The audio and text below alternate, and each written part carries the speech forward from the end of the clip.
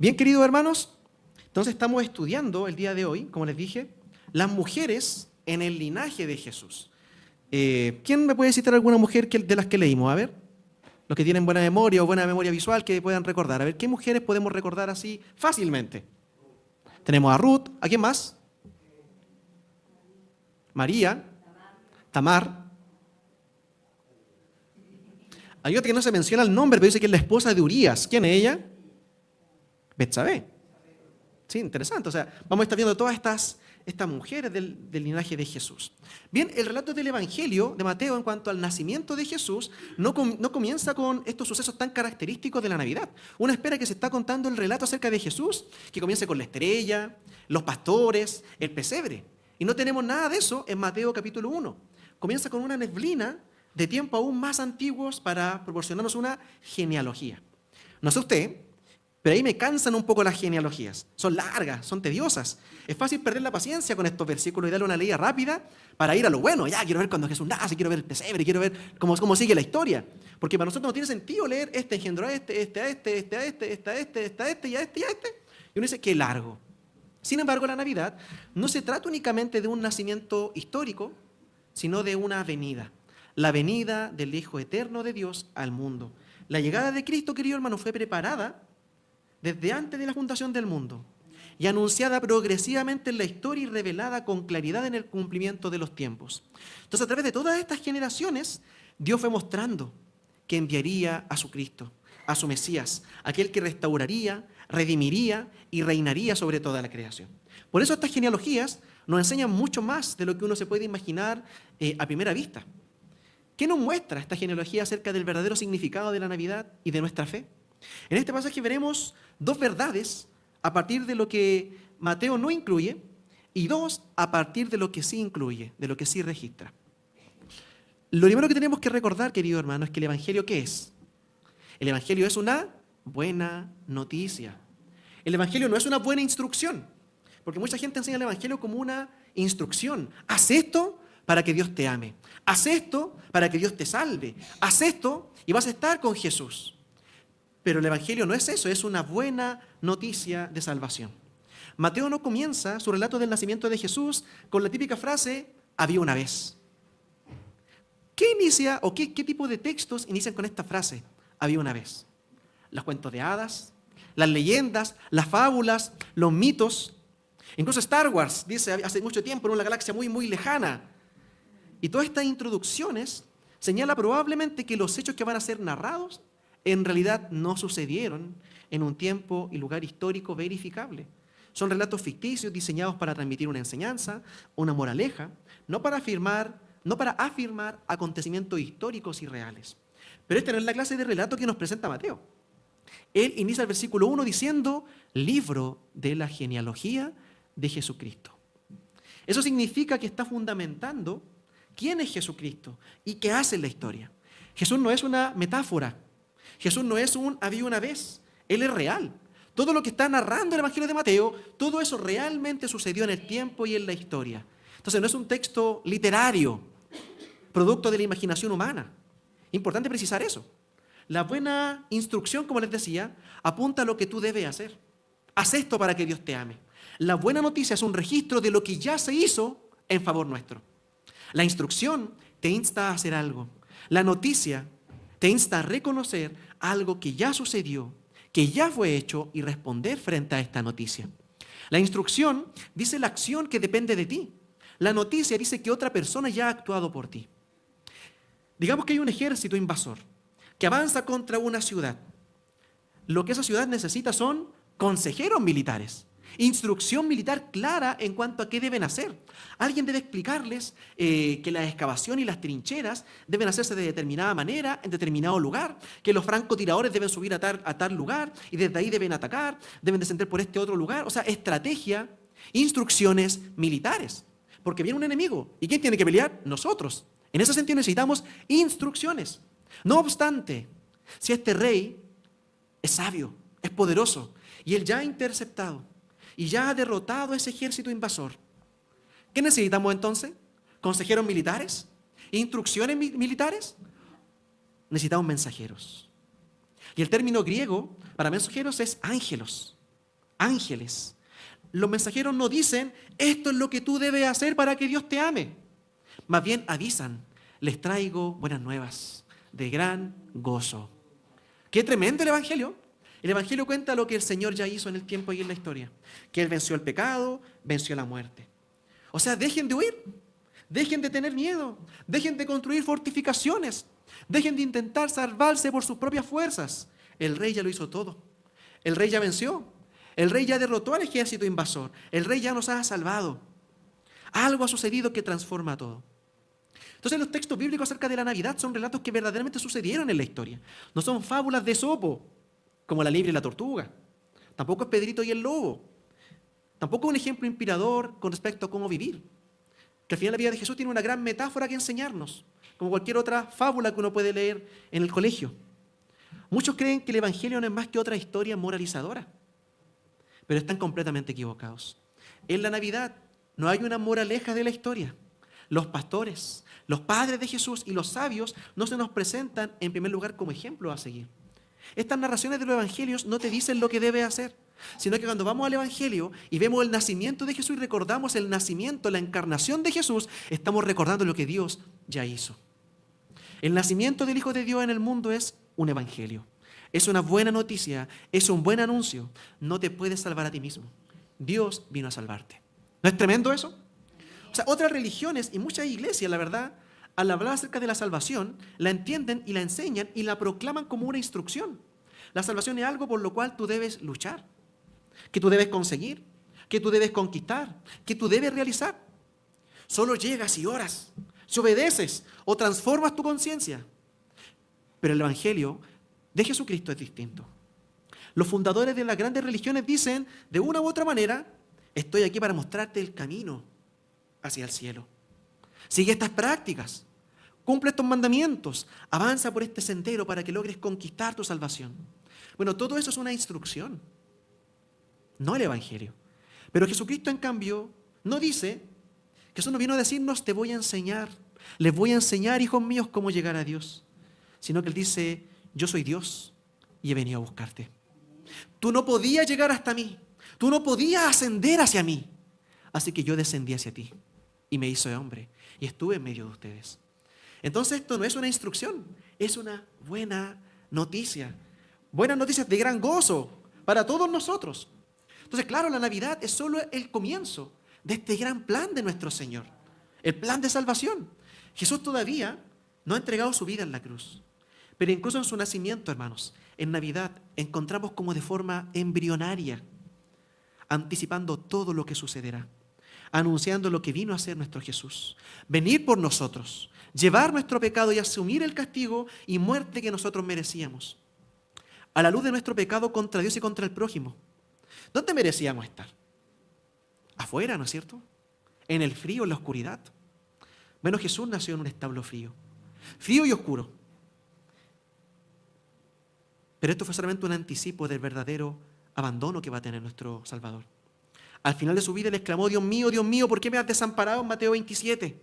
En la cruz fue lanzado hacia la oscuridad espiritual para que nosotros pudiéramos estar o pudiéramos ser traídos a la calidez y a la luz de la presencia del Señor. Entonces nuestra fe no tiene que ver con autosuperación. No es simplemente un lugar donde encontrar algo de inspiración y guía para tu vida. Por supuesto, el Evangelio cristiano posee importantísimas implicancias en cuanto a cómo vivir. Tenemos que ser santos, tenemos que obedecer a Dios, pero no para salvación.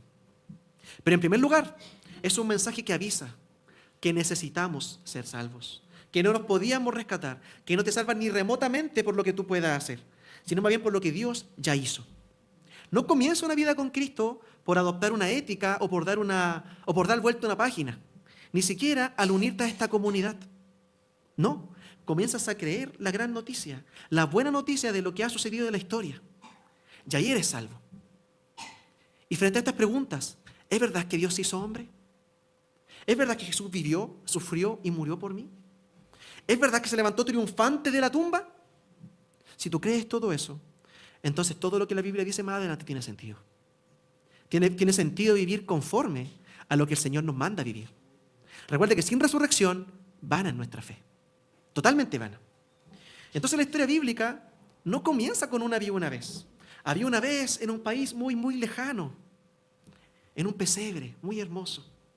No, hermano, no es una instrucción inspiradora y tampoco es la declaración, el anuncio de lo que tú tienes que hacer, sino que está diciendo los sucesos más reales de toda la historia. Entonces Navidad, hermano, nos muestra que el cristianismo no es una buena instrucción, es una buena noticia.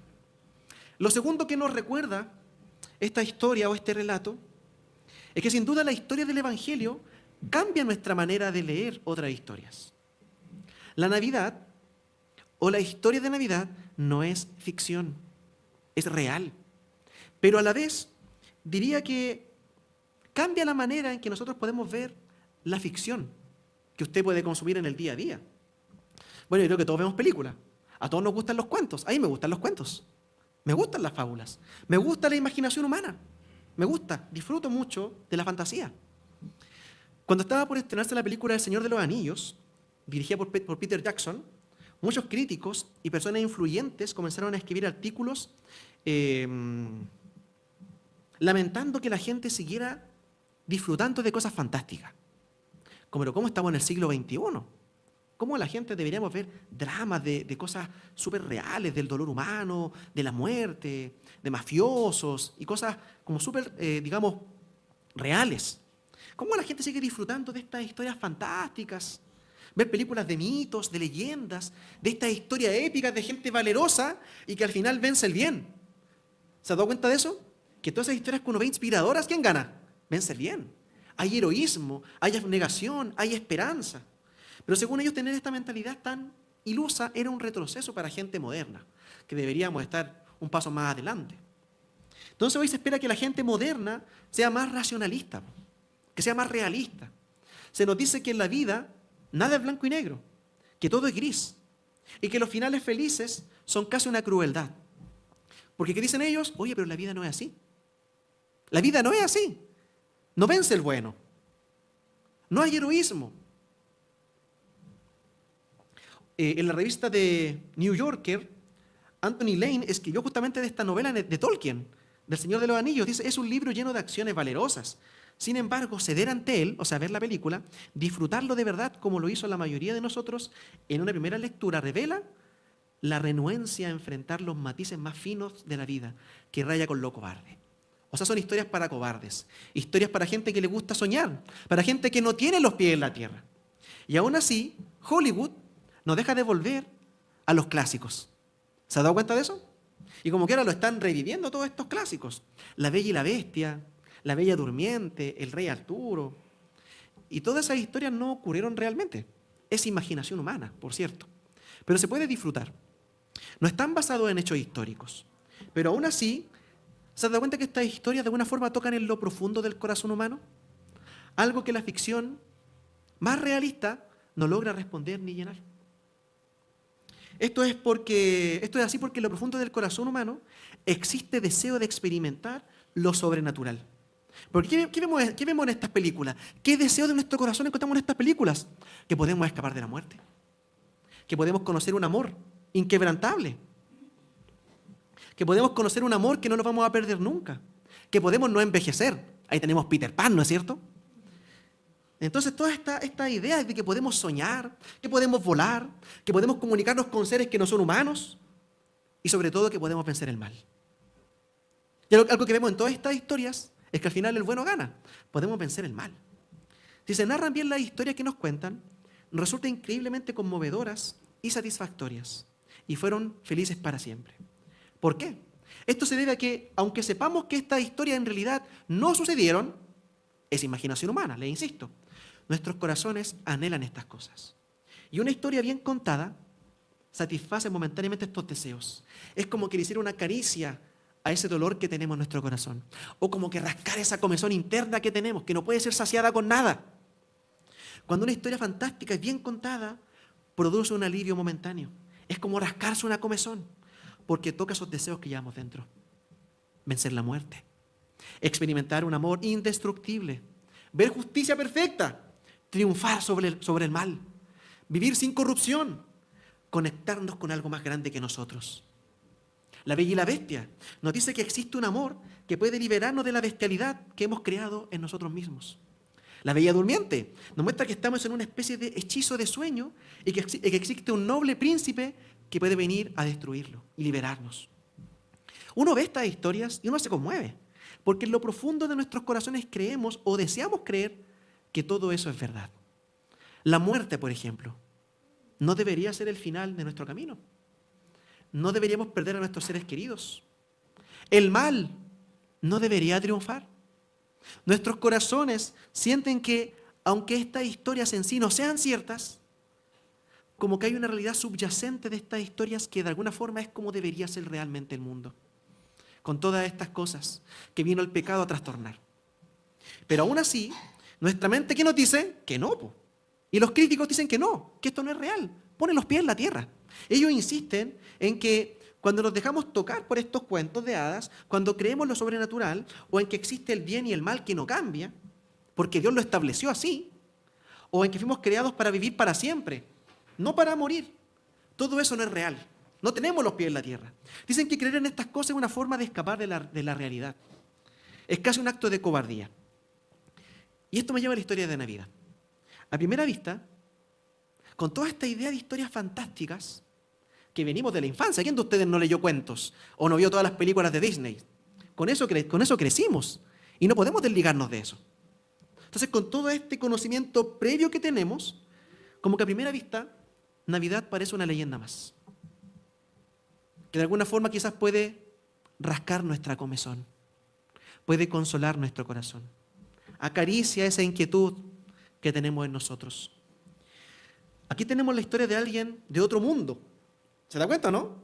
Es alguien de otro mundo, de otra dimensión del reino espiritual, que irrumpe en el nuestro y tiene poderes milagrosos. Puede calmar las tormentas, sana gente, se teletransporta, resucita a los muertos.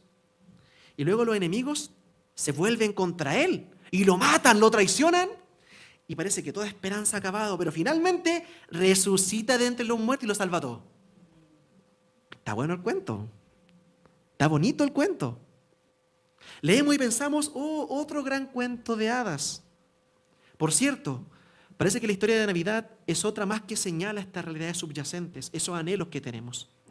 Pero el Evangelio de Mateo lo refuta, a enmarcar a Jesús en la historia. Porque no inicia con había una vez en un país muy, muy lejano. No es un cuento de hadas, sino que inicia con una genealogía. Jesucristo no protagoniza otra encantadora historia que señala estas realidades que anhelamos. Jesús ha venido, hermanos, realmente a este mundo. Él abrió una brecha entre lo ideal y lo real, entre lo eterno y lo temporal, y vino a nuestro mundo. Si Mateo tiene razón, quiere decir que en este mundo había un hechicero malvado y que todo este mundo estaba bajo un maleficio, bajo una maldición. Pero existe un noble príncipe que ha roto el hechizo y existe un amor del cual jamás nos separaremos. Todas esas cosas que anhelamos, ¿se da cuenta? Entonces algún día también volaremos. Como la canción de Marco Witt, volaré. Venceremos la muerte. Y en este mundo de dientes y garras enrojecidos, llegará el día en que la creación misma celebrará. Los valles, los campos y aún los árboles rebosarán de contentamiento y cantarán delante del Señor, dice el Salmo 65. Dicho de otra manera, aunque los cuentos de hadas no sean hechos reales, la verdad de Jesús nos muestra que esos anhelos o que despiertan no son un escape, sino que son un anticipo de lo que Dios realmente va a hacer. Entonces, en ese sentido, se van a hacer reales todos estos cuentos. Si eres cristiano, es difícil saber qué responderle a un niño que está leyendo un libro cuando te dice, desearía que un noble príncipe nos salvara del dragón. Quisiera que existiera Superman. Desearía que pudiéramos volar. Ojalá pudiéramos vivir para siempre, papá. Tú no puedes solamente responder de golpe, lo hay, lo haremos, vamos a volar, vamos a vivir para siempre. No sé si usted vio la película, que era media antigua, era de Robin Williams, que era como de Peter, se llamaba Hook. ¿Se acuerdan, no? Que era como Peter Pan adulto. ¿La vieron o no? Es bien antigua la película.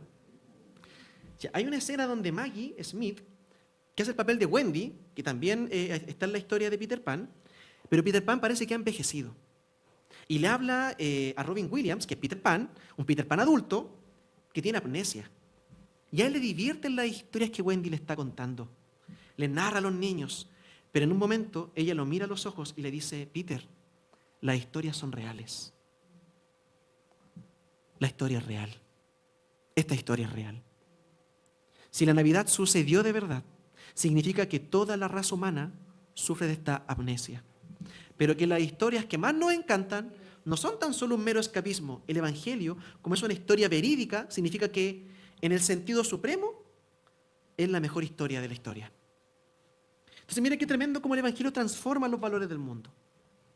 Hemos visto lo que Mateo nos dice al comenzar su Evangelio con una genealogía. Pero, ¿qué nos está diciendo realmente esta genealogía? Ya dije lo que no estaba diciendo. Veamos ahora lo que sí nos está diciendo. Para entenderlo tenemos que recordar la cultura donde Mateo vivía y escribía. Nosotros hoy día vivimos en una cultura individualista. Nos presentamos ante otros mostrando nuestros títulos, nuestra experiencia y nuestros logros personales. Ese es nuestro currículum. Pero en el mundo antiguo, que era una cultura mucho más comunitaria y mucho más centrada en la familia, en el linaje, las personas presentaban mostrando su linaje. O sea, el linaje dice quién soy. Por eso Mateo 1 es una genealogía, sí, pero también una genealogía era el currículum de la época. Muestra quién es Jesús a través de la familia que él viene. En aquellos tiempos la familia, el linaje y el clan, porque la gente estaba conectada, era lo que constituía tu currículum vitae. Por lo tanto, una genealogía era una manera de decirle al mundo, este soy yo, este soy yo. Entonces es interesante saber que en aquellos días la gente, al igual que ahora, ¿lo hacen o no? Retocan los currículum, ponen experiencia laboral que no tienen, cosas que no hicieron, cursitos que no hicieron, y los retocan para que les den mejores pegas. Bueno, en ese tiempo la gente igual retocaba sus currículum, retocaba sus genealogías. Recuerde que este currículum antiguo decía de dónde vienes, qué autoridad tienes y cuál es tu lugar en la historia de tu pueblo. Entonces, como les decía, la gente igual retocaba sus genealogías, así como la gente hoy en día retoca sus currículum vitae. ¿Qué hacemos nosotros? Tendemos a omitir partes que no nos gustan y poner cosas que nos gustaría que hubiera. Entonces ellos lo que hacían era omitir las partes de nuestros antecedentes que podrían dejarnos mal parados. Y eso hacía la gente en tiempos antiguos también. Por ejemplo, Herodes el Grande, él quitó muchos nombres de su genealogía pública porque no quería que nadie supiera que estaban conectados con él. Y es sabido que Herodes manipuló su genealogía. El propósito de un currículum genealógico era impresionar a los observadores con alta calidad y la respetabilidad de sus raíces. Mira el linaje que tengo. Mira de dónde vengo yo. No obstante, Mateo hace exactamente lo opuesto con Jesús. Esta genealogía es sorprendentemente distinta a otras genealogías antiguas. Para comenzar, enumera 5 mujeres. Todas las madres, digamos, de Jesús, o las mujeres de la genealogía de Jesús.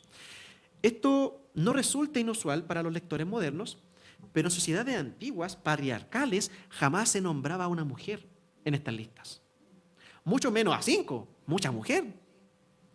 En aquella cultura se podría decir que las mujeres eran marginadas de género. Ahí sí que había desigualdad de género. Pero sin embargo, están en la genealogía de Jesús. Además, la mayoría de las mujeres en el currículum de Jesús eran paganas. ¿Se dio cuenta de eso? Tamar, cananea, Rahab, de Jericó, cananea también, y Ruth, moabita. Dos cananeas y una moabita.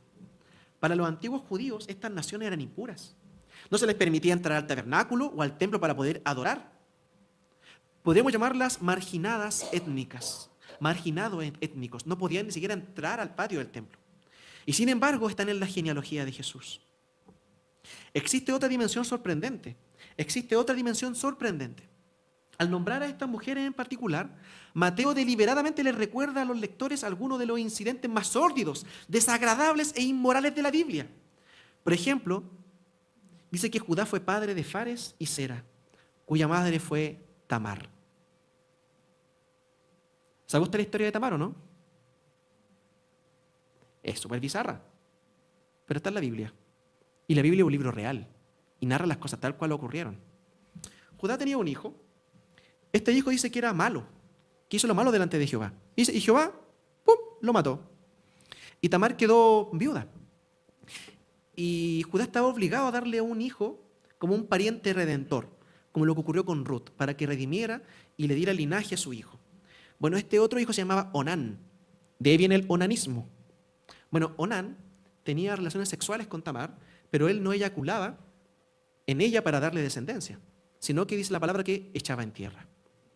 O sea, él no quería redimir a esta mujer, porque para una mujer de ese tiempo lo único que le podía dar de alguna forma esperanza era tener un hijo y poder tener el linaje que venía justamente de la promesa que el Señor le entregó a Abraham por la línea de Isaac, de Jacob y luego con Judá. Y este hijo no quiso. Dios, ¡pum!, lo mató también. Y esta mujer empezó a quedar como una viuda negra, por así decirlo. Pero no era por culpa de ella, era por estos hombres como eran. Y bueno, finalmente Judá se niega. Dice, ya, ándate para la casa, te mandamos a buscar cuando mi hijo crezca. Y Judá no pretendía hacerlo. Bueno, Tamar se disfrazó como prostituta y tuvo relaciones con Judá. Y de ahí está este hijo. Pecaminoso, sin duda. Pero ella anhelaba ser parte de este linaje. Entonces, tremendo, hermano. O sea, Tamar engañó a su suegro para que durmiera con ella. Pero claramente vemos la historia de Judá también fue súper injusto. Y de hecho Judá dice que esta mujer es más justa que yo. Cuando esta mujer finalmente, porque él se da cuenta que está embarazada esta mujer y va a matarla. Y ella le muestra justamente lo que él le dejó en prenda. No me acuerdo si era el anillo de él o era algo de él. Y esta mujer dice que esta mujer es más justa que yo. Entonces esto fue un acto sin duda de incesto, que en toda la Biblia está considerado como algo contrario a la ley de Dios. Entonces, aunque Jesús descendía de Fares y Zera, Mateo lo incluye. Incluye a Judá y a Tamar para asegurarse de que tengamos toda la historia en mente. De esa familia disfuncional, llena de pecado, vino el Mesías. También recuerden quién era Rahab. ¿Quién era Rahab? No solo era cananea, sino que era cananea y además era prostituta. Sin embargo, tal vez el personaje más interesante y la historia de fondo más notable de toda la genealogía se encuentra en el versículo 6. Allí dice que entre los ancestros de Jesús se encuentra el rey David.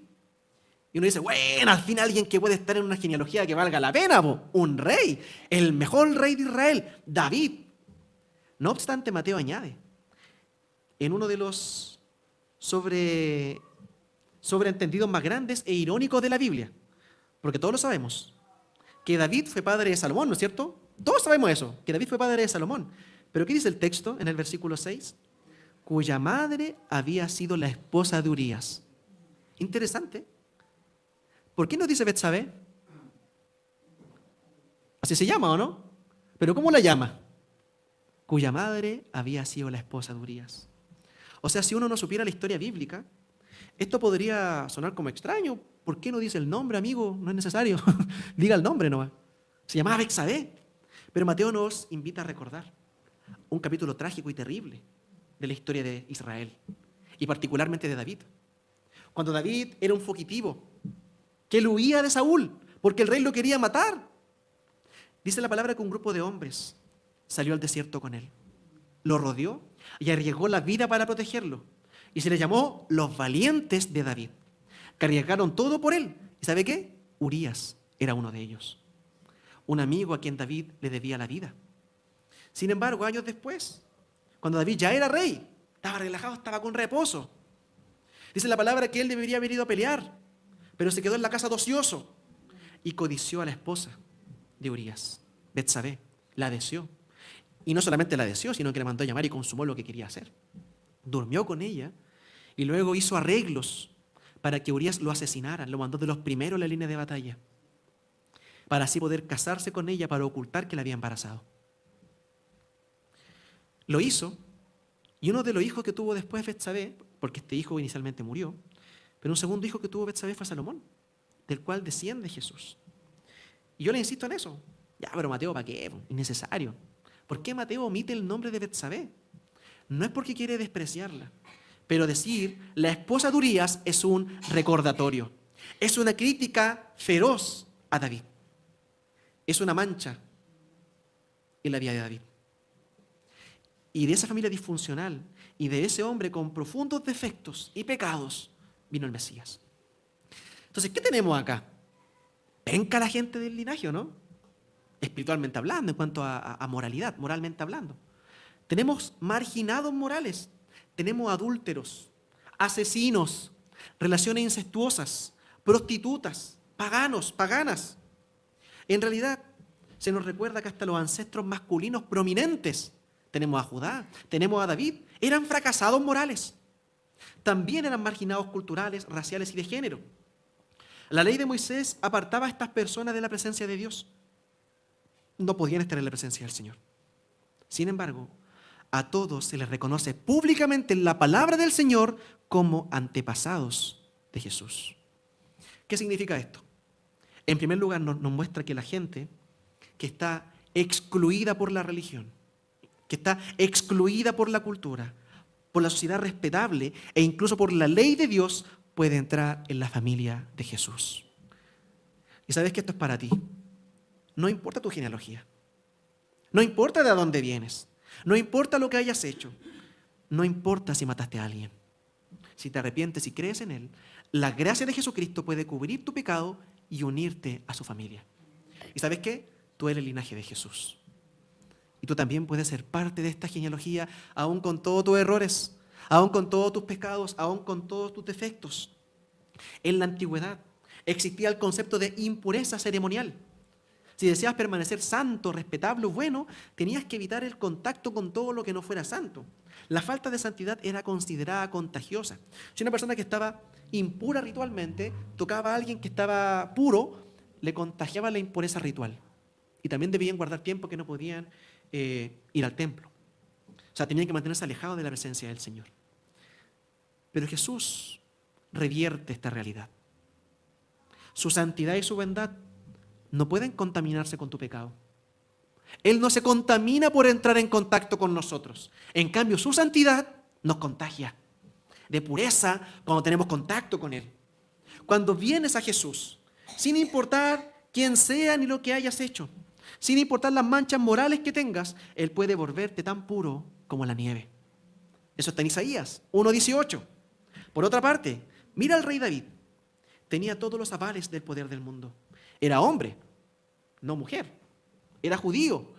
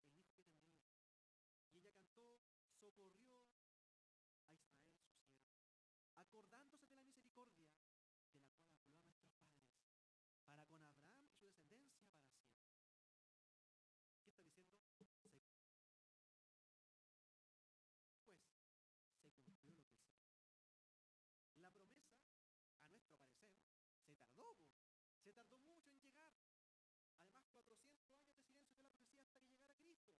No hubo profetas enviados al pueblo, mucho menos un Mesías. Parece que Dios se había olvidado de ellos. ¿Qué habrá sentido la gente? Oye, desde Ageo no hay profeta. Parece que no había esperanza. Parece que nunca vendría esta promesa. Pero entonces, de manera inesperada, llegó. Pero tú no puedes juzgar a Dios según tu calendario. Tal vez para ti parezca lento, pero jamás Él olvida lo que promete. Quizá parezca que obra de manera muy lenta y parece como que se olvidó de su promesa. Pero cuando éstas se hacen realidad y se van a hacer realidad, siempre trascienden los límites de lo que tú habías imaginado. Es mucho mayor que lo que habías soñado.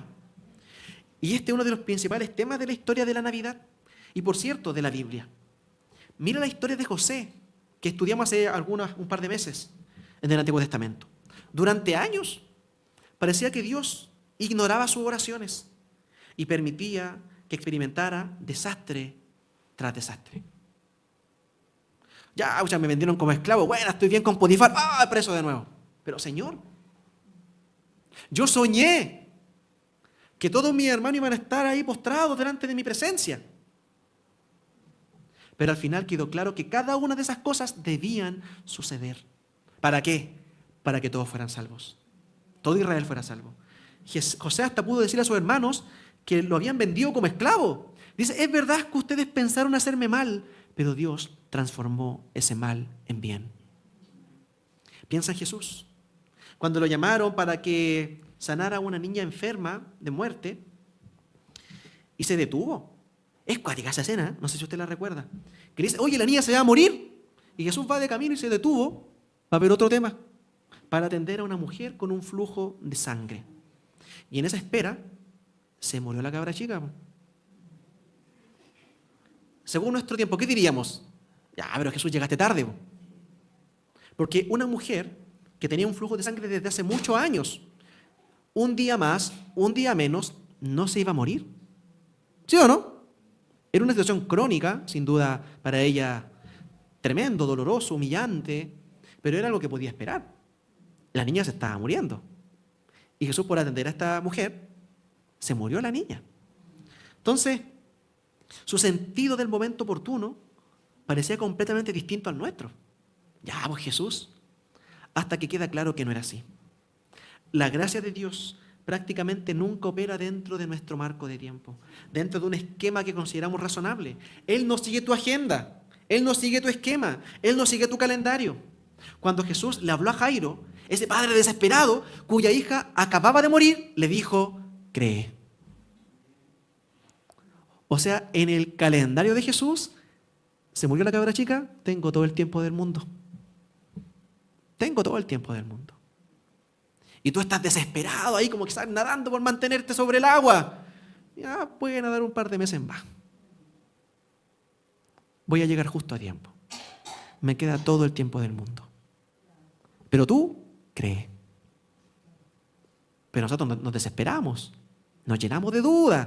Pero Señor, estamos ahí. Entonces, el Señor nos dice, si quieres imponerme tus tiempos, tú nunca vas a sentir que te amo y va a ser tu culpa. Porque yo sí te amo. Porque el Señor dice, cumpliré mi promesa. Entonces en esa duda está diciendo que no le crees. El Señor dijo eso, va a cumplir su promesa. Tú crees. Dios, al parecer, en su tiempo de obrar, según nuestra agenda, pareciera como que Él olvida sus promesas. Pero se manifiesta de manera que no podemos imaginar cuando eso sucede. Piensa en la venida del Mesías prometido. El Rey Divino no nació en un castillo, sino en un abrevadero, en un pesebre. Y a veces uno romantiza el pesebre, pero estaba hediondo a caca de caballo, de vaca. Era un establo, estaba asqueroso, con orina de animal, restos fecales de animales. Ahí nació Jesús. Y frustró todas las expectativas, pero solo al venir en esa debilidad y morir en la cruz. Y solamente gracias a eso Él pudo salvarnos. ¿Y qué podemos decir ahí? El Señor cumplió su promesa. Según nuestro tiempo se estaba tardando, según los israelitas de la época. Pero el Señor dijo, tengo todo el tiempo del mundo. Este es el día.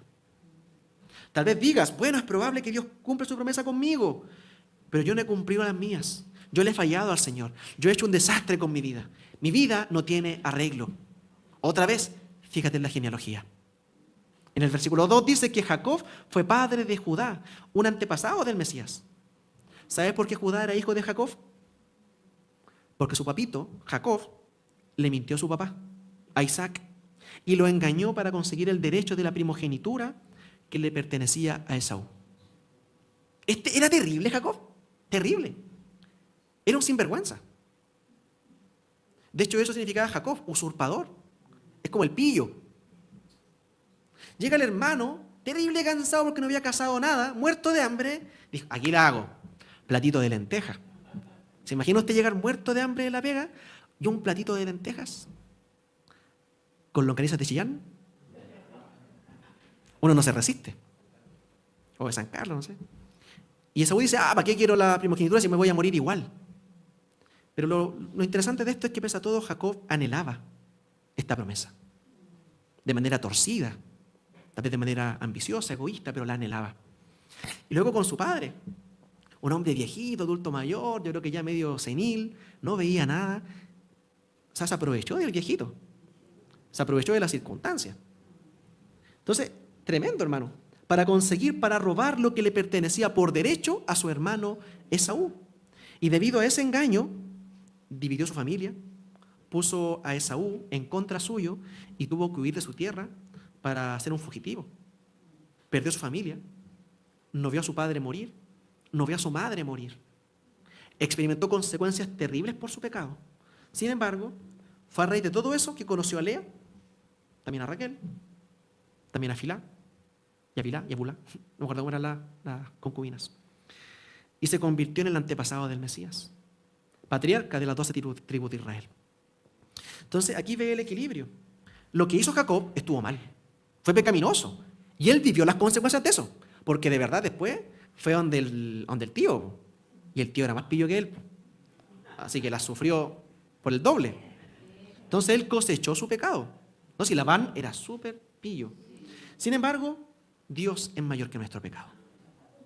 Dios es mayor que tu pecado. Usó toda aquella necedad, estupidez y pecado, incluso eso lo transformó en algo bueno, para cumplir su promesa. Y aquí como que yo recuerdo lo que dijo José, ustedes pensaron mal contra mí, pero Dios encaminó todo a bien.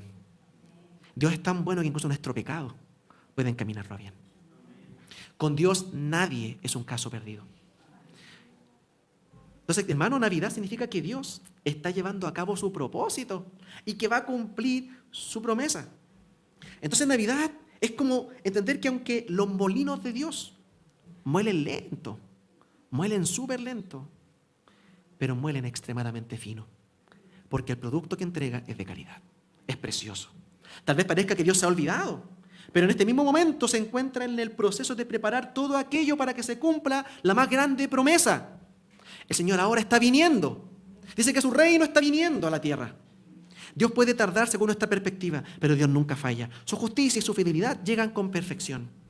Lee la Biblia, hermano, y fíjate en las promesas para los que creemos. Él puede darnos más de lo que nos atrevemos a pedir o pensar, dice el libro de Efesios. Entonces, hermano, el Evangelio es un descanso, pero es un descanso supremo. No es que usted se quede el domingo en la casa cuando venía a la iglesia, eso no es descanso. Es un descanso de verdad, un descanso supremo que llena el corazón. La genealogía enseña que Jesús es el descanso supremo. Al final de la genealogía, Mateo da mucha importancia a los números de las generaciones. ¿Se dio cuenta de eso, no? Mateo 1:17 dice que hubo 14 generaciones desde Abraham hasta David. ¿Sí? 14 generaciones desde David hasta el exilio en Babilonia y 14 desde el exilio hasta Cristo. A ver, 14, divídalo en 2. ¿Qué tenemos? Tenemos 6 sietes. 6 sietes de generaciones. Y eso hace que Jesús sea el comienzo del séptimo 7. Esa es la séptima generación. ¿Qué significa esto? En la Biblia, hermano, el número 7 tiene mucha importancia. Porque, como nos dice Génesis, Dios descansó de su obra creadora en el séptimo día. el día de reposo. 1 entre 7 es el día del Señor, el día de descanso, el Shabbat. No obstante, el simbolismo del 7 en el día de reposo va más allá. En la ley mosaica, cada 7 años, el agricultor no debía trabajar la tierra para poder darle descanso y que la tierra pueda reponer sus nutrientes. Y así el 7º año representaba un Shabbat, también un año de reposo. Y también en Levítico 25 se nos dice que el último año del 7º periodo de 7 años, o sea, 7 años, un reposo, 7 años con reposo, 7 años con reposo, 7 años con reposo, 7 veces, o sea, 49 años, en el año 50 era el año del jubileo. En ese año se debía liberar a todos los esclavos, se debían perdonar todas las deudas, toda la tierra y toda la gente debía descansar de su agotamiento y de sus cargas. Era el año del jubileo, luego de 7 veces 7. 7 veces este proceso de 7 años. El 7º 7. ¿Sabe lo que es el jubileo? Es el Shabbat de los Shabbat. El Shabbat de los Shabbat. Era un anticipo del descanso final que nosotros tendremos cuando Dios haga cielo nuevo y tierra nueva. Mateo nos dice que este descanso solo llegará mediante Jesucristo. O sea, ¿te das cuenta que Jesús no nació con un había una vez? Sino que verdaderamente irrumpió en el tiempo y en la historia y llevó a cabo nuestra salvación de modo que las prostitutas, también los reyes, se puedan sentar juntos en la misma mesa. El judío y el gentil, el rico y el pobre. Si lo crees, ahora mismo puedes comenzar a saborear este reposo. El 7º 7. El Shabbat de los Shabbat que es Jesucristo. ¿Y cómo consigue esto la fe? Esta es una de las maneras. En Jesús ya no tienes que demostrar quién eres. Porque sabes que al final en realidad no importa si eres un fracasado o un rey. Lo único que necesitas es la gracia de Dios y puedes tenerla, a pesar de tus fracasos. Luego de conocer al Señor, quieres vivir para complacerlo. Pero no tienes que limpiar tu vida para conocerlo como Salvador. Y eso trae descanso interior. También necesitamos un descanso de los problemas y de los males de este mundo. Muchas veces sentimos que debemos controlarlo todo, que nos toca hacer que las cosas resulten bien. Pero eso no solo es agotador, sino que también es imposible de llevar a cabo. Navidad nos recuerda que, aunque a veces parezca lo contrario, nuestro buen Dios tiene control. Él tiene control de la historia. Y algún día, Él va a poner toda esta melcocha en orden. Él va a poner todo en su lugar. Parte de nuestro descanso interno viene cuando el Espíritu nos recuerda que toda esta salvación final y todo este descanso supremo viene de Él. Entonces tenemos una poderosa esperanza en el futuro que no es un mero optimismo. No son palabras que consuelan o rascan nuestra comezón interior. Es una certeza ciertísima de que cuando todo termine, todo va a estar bien. Y esto debería, hermano, producir paz, fortaleza cuando nos enfrentamos a las pruebas y a las tragedias del tiempo presente. Finalmente, la gloria de Dios cubrirá el mundo. ¿De qué manera? Como las aguas cubren la mar, dice el profeta Ageo. Y entonces Jesús, el Rey del jubileo, nos va a dar descanso perfecto y un final de amor y gozo. Entonces, Navidad, querido, no es un cuento de hadas que nos narra una historia de algo que no sucedió y solamente quiere enseñarnos una moraleja de la historia. No, hermano, Jesús irrumpió en el mundo para salvarnos. Cristo, el Salvador, ha nacido. Invito a que podamos orar.